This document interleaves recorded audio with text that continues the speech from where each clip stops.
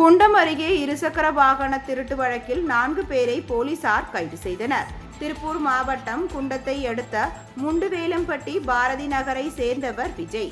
இவர் தனியார் காற்றாலை நிறுவனம் ஒன்றில் மேற்பார்வையாளராக பணியாற்றி வருகிறார்.